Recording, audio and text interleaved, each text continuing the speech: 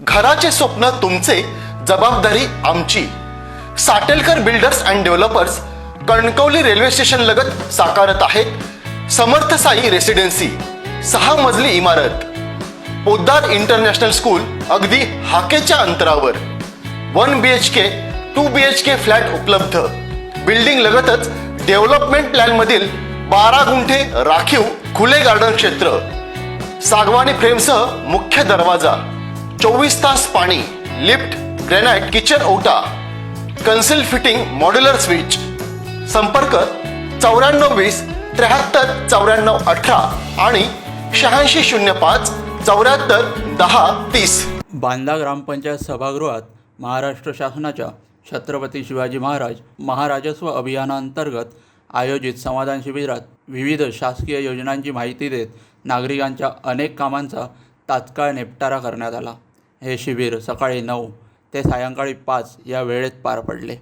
या शिबिरात उत्पन्न, रहिवासी, जात दाखले, ज्येष्ठ नागरिक ओळखपत्र, 7/12 नोंदणी, 8 वरील नोंदी आदी महसुली कामांसाठी अर्ज स्वीकारून त्यांचे त्वरित मार्गदर्शन व निपटारा करण्यात आला.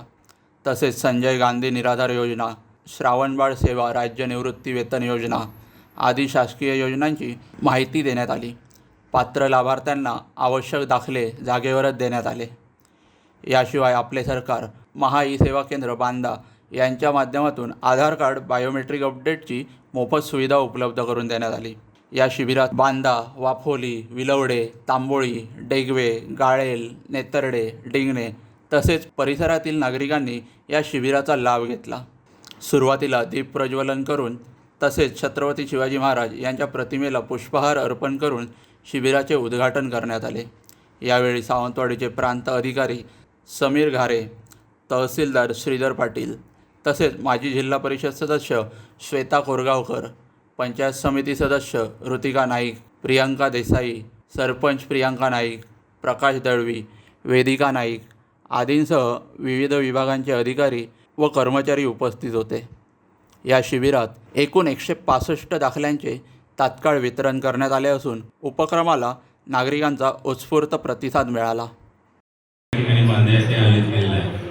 या कार्यक्रमासाठी व्यासपीठावर उपस्थित असलेले सर्व सन्माननीय, माझ्यासमोर उपस्थित असलेले सर्व सन्माननीय नागरिक, सर्व लाभार्थी, सर्व विभागाचे अधिकारी कर्मचारी, आपल्याला सर्वांना माहिती आहे की महाराष्ट्र शासनाने ही जी योजना चालू केलेली आहे त्याचा उद्देश असा आहे की तालुका स्तरावरचे जे काही अधिकारी असतील आणि ग्रामीण पातळीपर्यंत तालुकापर्यंत ते सर्व मंडळाच्या ठिकाणी मुख्यालयामध्ये उपस्थित राहावेत आणि दिवसभरामध्ये लोकांना त्यांचं जे कुठे काही कामकाज प्रलंबित असेल, आपल्याला तालुक्याला 1 दिवस 2 दिवस 3 दिवस असं फेऱ्या मारायला लागतात, आपलं काम सोडून आपलं तिकडे जावं लागतं, आज जावं लागतं, अधिकारी सह्याबाईसाठी वाट बघायला लागते. हे सर्व करावं लागू नये. तुमच्या ज्या ज्या काही अडचणी असतील, मग वेगवेगळे दाखले असतील, व्यापारामध्ये झालेल्या चुका असतील, मग शासनाने नवीन जे काही सुधारणा केलेल्या आहेत, जमीन महसूल अधिनियमामध्ये सुधारणा करून बिनशेतीचा तर जो आहे तो माफ केलेला आहे. एक वेळा आपल्याला त्याचं आता मूल्य भरायचं आहे. तर या सगळ्याची माहिती व्हावी आणि सर्वसामान्य नागरिकांचं जीवनमान चांगल्या दृष्टीने असलं आहे.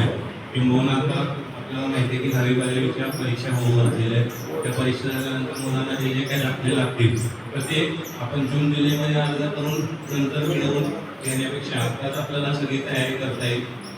आता समजा उत्पन्नाचा दाखला आज मार्च महिना चालू आहे, कदाचित तो 31 मार्चला संपेल, पुढच्या वर्षी आपल्याला तो नव्याने काढावा लागेल.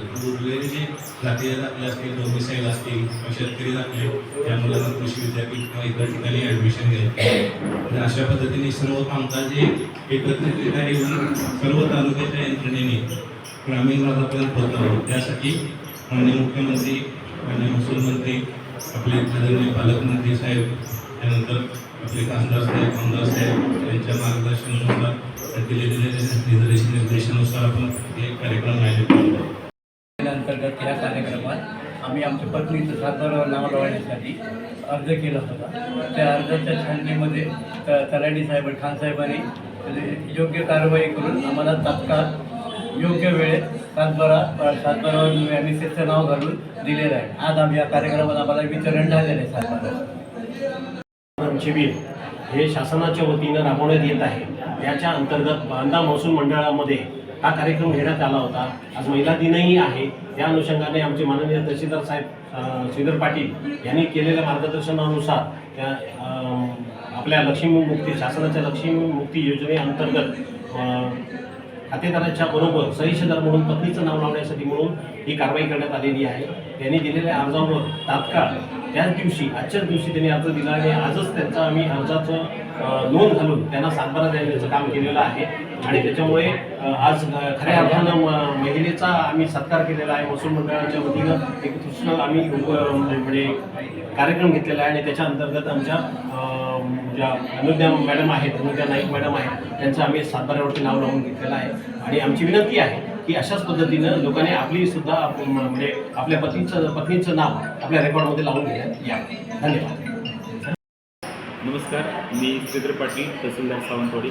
आज छत्रपती शिवाजी महाराजस्व समाधान शिबिर या अंतर्गत आपण बांदा येथे बांदा मंडळातील सर्व गावांसाठी हे समाधान शिबिर आयोजित केलं होतं.